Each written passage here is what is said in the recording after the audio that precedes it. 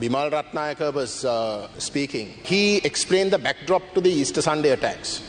The political motivations behind the Easter Sunday attacks as quite simply a setup where the Rajapaksas who had lost the elections had orchestrated this incident through their agents within the government, using the influence that they have in order to create a fear psychosis within the country and to show that there is a huge vacuum when it comes to security, and it's only the Rajapaksas, and in particular someone like Gotabaya Rajapaksa, who can in fact ensure that security. And that was the plan that was orchestrated and culminated in the Easter Sunday attacks. That's correct. I agree. So he inadvertently accepts that the political influence of a government that had been defeated in 2000, 4 years after their defeat, was still sufficiently influential within the state structure to create an incident such as this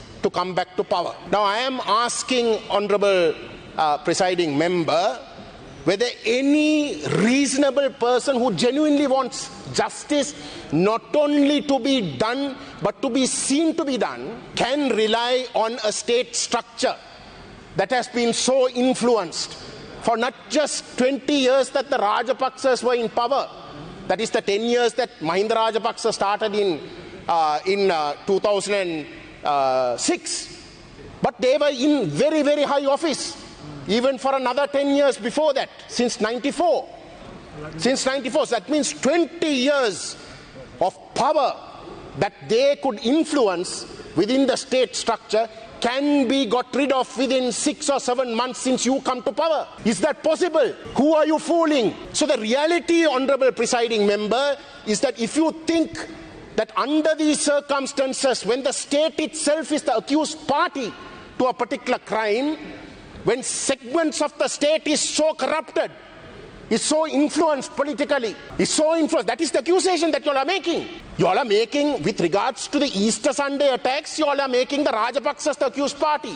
But for 76 years, since 1948, we all know that there has been political influence in this country. The politicians control the state. That is why we are a failed state. That is why we are looked upon as a pariah state. And even the people have begun to realize it, and they wanted a change because they hit rock bottom with the economic crisis. So this is the reality that we are dealing with. And if this is the reality, Honourable Presiding Member, if this government thinks that by keeping the same basic state structure, you can find justice, you are in a dreaming world.